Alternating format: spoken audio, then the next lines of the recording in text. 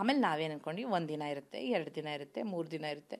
1 ವಾರ ಆದ್ರೂ ಆ ಬೇಡಿ ಕಳಿಸ್ಕೊಳ್ತಾನೆ ಇಲ್ಲ, ಗಟ್ಟಿಯಾಗಿ ಕೂತ್ಕೊಂಡ್ಬಿಟ್ಟಿದೆ. ಅಲ್ಲಿ ಜಂಟಿಯಾಗಿ ಪ್ರಾಬ್ಲಮ್ ಏನು ಅಂತ ಹೇಳಿದ್ರೆ, ಅಗೇನ್ ನಾನು I always will I am blessed ಎಲ್ಲ ಕಡೆಯಿಂದನೂ. ಆ ಹುಡುಗಿ ನಾನು ಅರ್ಧದಷ್ಟು ವಯಸ್ಸು ಹೆಣ್ಮಗು, ಬಟ್ ಏನಂದರೆ ತುಂಬ ಚೆನ್ನಾಗಿ ಹೊಂದಿಕೆ ಆಗಿಬಿಟ್ವಿ ನಾವು. ನಾನು ಅದನ್ನೇ ಹೇಳ್ತಿದ್ದೆ, ನನ್ನ ಯಂಗರ್ ಸೆಲ್ಫ್ ಅದನ್ನು ನೋಡ್ತೀನಿ ನಿನ್ನಲ್ಲಿ ಅಂತ. ಅವಳು ಅಷ್ಟೇ, ನನ್ನಲ್ಲಿ ಅಕ್ಕನನ್ನು ಕಂಡ್ಲೋ ಅಮ್ಮನನ್ನು ಕಂಡ್ಲೋ, ಅವಳ ಏಜನ್ನು ನಾನು ಪಾಸ್ ಮಾಡಿ ಬಂದುಬಿಟ್ಟಿದ್ದೀನಿ. ಸೊ ಆ ವಯಸ್ಸಿನ ಒಂದು ಆಸೆ, ಹುಮ್ಮಸ್ಸು, ಅಥವಾ ಇನ್ನೇನೋ ಬಾಲಿಶತನ, ನಾಟಿನೆಸ್ಸು, ಅದನ್ನೆಲ್ಲ ನಾನು ಅರ್ಥ ಮಾಡ್ಕೊಳ್ಬಲ್ಲೆ, ಗೊತ್ತಾಗುತ್ತೆ. ಬಟ್ ಆಕೆಯೂ ಕೂಡ ನಾನು ಹೇಳ್ತಾ ಇದ್ದಿದ್ದನ್ನ ಅಷ್ಟೇ ಚೆನ್ನಾಗಿ ಅರ್ಥ ಮಾಡ್ಕೊಂಡ್ಳು, ನಾನು ಹೇಳಿದ ಮಾತುಗಳನ್ನ ಅಷ್ಟೇ ಚೆನ್ನಾಗಿ ಕೇಳಿಸ್ಕೊಂಡ್ರು. ಆಮೇಲೆ ಒಂದೇ ಒಂದು ಪ್ರಾಬ್ಲಮ್ ಆಗ್ತಾ ಇದ್ದಿದ್ದು ಅಂದರೆ, ನಾನು ಅರ್ಲಿ ಬರ್ಡ್, ನಾನು ಇನ್ನೂ ಕತ್ಲೆ ಇರುವಾಗ ಎಚ್ಚರಿಕೆ ಆಗಿಬಿಡುತ್ತೆ. ನಮ್ಗೆ ಅಲ್ಲಿ ಮಲಗಿಸ್ತಾ ಇದ್ದಿದ್ದು ಟೈಮಿಂಗ್ ಗೇಮಿಂಗ್ ಏನೂ ಗೊತ್ತಾಗ್ತಿರ್ಲಿಲ್ವಲ್ಲ, ನಿದ್ದೆ ಸಾಕಾಗ್ತಿರ್ಲಿಲ್ಲ ಅಂತ ನನಗನ್ಸುತ್ತೆ. ಬಟ್ ಅವರು ಅದನ್ನೆಲ್ಲ ಯೋಚನೆ ಮಾಡಿ ಒಂದಷ್ಟು ಗಂಟೆಗಳು ನಿದ್ದೆ ಕೊಟ್ಟಿರ್ತಾರೆ. ಬಟ್ ನಾವು ಹರಟೆ ಹೊಡ್ಕೊಂಡು ಮಾಡಿಕೊಂಡು ಮಲಗೋಷ್ಟೊತ್ತಿಗೆ ಲೇಟಾಗಿರುತ್ತೆ. ಅದೆಷ್ಟೇ ಲೇಟಾಗಿ ಮಲಗಿದ್ರೂ ಬೇಗ ಎದ್ದೇಳೋ ಅಭ್ಯಾಸ ನಂದು. ಅವಳು ಮಲಗಬೇಕು ಅಂತ. ನಮಗೇನಂತ ಹೇಳಿದ್ರೆ, ಎಲ್ಲೋದ್ರೂ ಅದು ಬೇಡಿ ಹಾಕ್ಕೊಂಡು ಹೋಗಬೇಕಲ್ಲ. ಬಾತ್ರೂಮ್ಗೆ ಹೋಗ್ಬೇಕು ಅಂದರೆ ಹುಡುಗಿ ನೆಬ್ಬಿಸ್ಬೇಕು, ನನಗೆ ಹಿಂಸೆ. ಅಯ್ಯೋ ಮಲಗಿದೆ ಮಗು, ಹೆಂಗಪ್ಪ ಎಬ್ಸೋದು ಅಂತ, ಎಷ್ಟೊತ್ತು ಅಂತ ಹಾಸಿಗೆಯಲ್ಲಿ ಕೂತ್ಕೊಳ್ಳೋಕ್ಕಾಗತ್ತೆ. ಆಮೇಲೆ ಅವಳೆಲ್ಲೋ ಮೇಕಪ್ ಮಾಡ್ಕೋಬೇಕು, ಪೌಡರ್ ರೂಮ್ಗೆ ಹೋಗಬೇಕು, ನಾನು ಎಲ್ಲಿದ್ದೀನೋ ಅಲ್ಲೇ. ಆ ಥರ ತುಂಬ ಕ್ಲಾಶಸ್ ಆಯಿತು. ಬಟ್ ಒಂದು ನಮ್ಮಿಬ್ಬರಲ್ಲಿ ಪ್ಲಸ್ ಆಗಿದ್ದು ಅಂದರೆ, ನಾನು ನನ್ನ ಮನಸ್ಸಿನ ಭಾವನೆಗಳನ್ನ ಓಪನ್ ಆಗಿ ಹೇಳ್ಕೊಳ್ಳೋದ್ರಿಂದ, ಆ ಹುಡುಗಿನೂ ಕೇಳಿಸ್ಕೊಳ್ಳೋಂಥ ಮನಸ್ಥಿತಿಲಿ ಇದ್ದಿದ್ದರಿಂದ ನಾವಿಬ್ಬರು ಸಾರ್ಟ್ ಔಟ್ ಮಾಡ್ಕೊಂಡ್ವಿ ಚೆನ್ನಾಗಿ. ಬಟ್ ಏನೇ ಆದ್ರೂ ನಿಮ್ಮ ಸ್ವಾತಂತ್ರ್ಯವನ್ನು ಕಿತ್ಕೊಂಡಾಗ ನಾವಲ್ಲಿ ರಿಯಲ್ ಲೈಫಲ್ಲಿ ಆ ಥರ ಆದ್ರೂ ಬಿಡಪ್ಪ, ನನಗೆ ಗೊತ್ತಿರೋವರೆಗೂ ಜೀವನ ಇದೆ, ನಾನು ಪ್ರೂವ್ ಮಾಡ್ಕೋಬೋದು ಅನ್ನೋ ಒಂದು ಸಮಯ ಇರುತ್ತೆ ಅನ್ನೋದು ಗೊತ್ತಿರುತ್ತೆ. ಅಲ್ಲಿ 3 ತಿಂಗಳ ಅವಧಿ.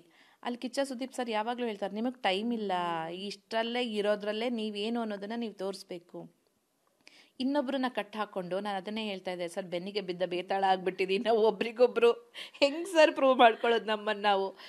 ಒಂದು ಅಡುಗೆ ಮನೆಗೆ ಹೋಗಿ ನಾನು ನೀರು ಕುಡಿಬೇಕು ಅಂದ್ರೂ ಆ ಹುಡುಗಿನ ಬಾ ನಂಗೆ ನೀರು ಕೊಡಬೇಕು, ಬಾ ನಂಗೆ ಬಾತ್ರೂಮ್ ಹೋಗಬೇಕು, ವಯಸ್ಸ ವರ್ಷ ಅವ್ರಿಗೇನಾದರೂ ಬೇಕು ಅಂದರೆ ಬಾ ನಂಗೆ ಹಸುವಾಗ್ತಿದೆ, ಬಾ ನಂಗೆ ಊರಾಗ್ತಿದೆ. ಕ್ಲಾಶ್ ಬೇರೆ ಜೋಡಿಗಳಲ್ಲಿ ಎಷ್ಟೊಂದು ಜನ ಕ್ಲಾಶ್ ಆಗಿದೆ. ಬೈ ಗಾಡ್ಸ್ ಗ್ರೇಸ್ ನಮ್ಮಿಬ್ಬರಲ್ಲೂ ಕ್ಲಾಶ್ ಆಯಿತು. ಕೆಲವೊಂದು ಟಾಸ್ಕಲ್ಲಿ ಕಾಕ್ರೋಚ್ ಸುದಿ ಅವ್ರದ್ದು ಟೈಮಲ್ಲಿ ನೀವು ಕಾಕ್ರೋಚ್ ಸುದಿಗೆ ಸಪೋರ್ಟ್ ಮಾಡ್ತೀರಾ, ಅವರು ಸಪೋರ್ಟ್ ಮಾಡೋದು ಬೇಡ ಅಂತಾರೆ. ಆಗ ಸ್ವಲ್ಪ ನಿಮ್ಮಿಬ್ಬರು ನಡುವೆ ಆ್ಯಕ್ಚುಲಿ ಅದು ನಮ್ಮಿಬ್ಬರು ಪ್ಲ್ಯಾನು. ಯಾಕೆಂದರೆ ನಾವೇನು ಅನ್ಕೊಳ್ಳಿ, ನಾವಿಬ್ಬರು ಇಷ್ಟು ಚೆನ್ನಾಗಿದ್ದೀವಿ, ಬೇರೆಯವ್ರು ಕಣ್ಣು ಬಿದ್ದುಬಿಡುತ್ತೆ. ಸೊ ಆಮೇಲೆ ಏನೋ ಒಂದು ಮಜಾ ಇರಬೇಕಲ್ಲ, ಒಂದೇ ಥರ ಹೋಗ್ತಿದ್ರೆ ನಮಗೂ ಬೋರು, ನೋಡೋರ್ಗೂ ಬೋರು. ಒಂದು ಕೆಲಸ ಮಾಡೋಣ, ನಾವಿಬ್ಬರು ಚೆನ್ನಾಗಿದ್ದೀವಲ್ಲ, ಟಕ್ಕಂತ ಜಗಳಾಡಕ್ಕೆ ಶುರು ಮಾಡಿಬಿಡೋಣ. ಅದು ಬೇರೆಯವರೆಲ್ಲ ತುಂಬ ಸಂತೋಷಪಟ್ಟರು, ನೋಡು ಅವರಿಬ್ಬರಲ್ಲೇ ಕಿತ್ಕೊಂಡ್ಬಿಟ್ಟಿದೆ, ಹಂಗಾಗಿದೆ ಹಿಂಗಾಗಿದೆ ಅಂತ. ಬಟ್ ನಾವಿಬ್ರಂತೂ ತುಂಬ ಚೆನ್ನಾಗಿದ್ವಿ. ಸದ್ಯ ಯಾರ ದೃಷ್ಟಿನೂ ಕಡೆ ತನಕ ಅಂತೂ ಬೀಳಲಿಲ್ಲ. ತವರಿಗೆ ಬಾ ತಂಗಿದಿರ ಥರ ಇದ್ರಿ ನೀವಿಬ್ರು. ಅದೆಲ್ಲ ತುಂಬ ಚೆನ್ನಾಗಿ ಎಡಿಟ್ ಮಾಡಿ ಹಾಕಿದ್ರು, ತುಂಬ ಖುಷಿ ಆಯಿತು. ಆಮೇಲೆ ಯಾರಿಗೆ ಸಿಗುತ್ತೆ ಆ ಥರ ವಿಟಿ ಮಾಡಿ ಹಾಕೋದು? ಅಂದರೆ ನಾವೇನೋ ಒಂದು ರೀತಿಯಲ್ಲಿ ತೋರಿಸ್ಕೊಂಡಿದ್ದೀವಿ. ಆಮೇಲೆ ಕಿಚ್ಚ ಸುದೀಪ್ ಸರ್ ಹೇಳಿದ್ರು, ಹ್ಯಾಪನಿಂಗ್ ಜೋಡಿ ಜಂಟಿ ಅಂತೆಲ್ಲ ಹೇಳಿದರು. ಸೊ ಒಂದು ರೀತಿಯಲ್ಲಿ ತುಂಬ ಚೆನ್ನಾಗಿತ್ತು. ಬಟ್ ಒಂದು ರೀತಿಯಲ್ಲಿ ನಮ್ಮ ಎಲ್ಲ ಜಂಟಿಗಳಿಗೂ ಹೊಡೆತ ಬಿದ್ದಿದ್ದು ಅಂತ ಹೇಳಿದ್ರೆ, ನಾವೇನು ಅನ್ನೋದನ್ನು ಆ 1ನೇ ವಾರ 2ನೇ ವಾರ ತೋರಿಸ್ಕೊಳ್ಳೋಕ್ಕೆ ಆಗಲಿಲ್ಲ. ಏನಾಯಿತು ಅಂತ ಹೇಳಿದ್ರೆ, ಒಂಟಿಗಳು 6 ಜನನ ಕಳಿಸಿದ್ರು, ಜಂಟಿಗಳನ್ನ 12 ಜನನ ಕಳಿಸ್ಬಿಟ್ಟು ನೀವಿಬ್ಬರು ಒಂದೇ ಅಂದರೆ 6 + 6 ಥರ ಆಯಿತು. ಒಂಟಿಗಳಿಗೆ ಒಂದು ಪವರ್ ಕೊಟ್ಬಿಟ್ರು, ನೀವು ಅರಸ ಅರಸಿಯರು ಅಂತ. ಜಂಟಿಗಳಿಗೆ ಸೇವಕರಾಗಲೇಬೇಕು. ಆಮೇಲೆ ಬಿಗ್ ಬಾಸ್ ನಾವು ಏನೇ ಹೊರಗಡೆಯಿಂದ ನೋಡಿದ್ರು, ಒಳಗಡೆ ಹೋದ್ಮೇಲೆ ಆ ಆಟವನ್ನು ಅರ್ಥ ಮಾಡ್ಕೊಳ್ಳೋಕ್ಕೆ ಕೆಲ ಸಮಯ ಹಿಡಿಯುತ್ತೆ. ಏನು ಅಂತಲೇ ಗೊತ್ತಿರಲ್ಲ, ಯಾವ್ದು ಸರಿ ಯಾವ್ದು ತಪ್ಪು, ಹೇಗಿರಬೇಕು, ಏನು ಮಾಡಬೇಕು, ಏನು ಮಾತಾಡಬೇಕು, ಅದಿನ್ನೂ ಕನ್ಫ್ಯೂಷನಲ್ಲಿ ಇರ್ತೀವಿ. ಬಟ್ ಒಂಟಿಗಳಿಗೆ ಪ್ಲಸ್ ಆಗಿದ್ದು, ಅವ್ರಿಗೆ ಹೇಗೆ ಬೇಕೋ ಆಗಿರ್ಬೋದಾಗಿತ್ತು.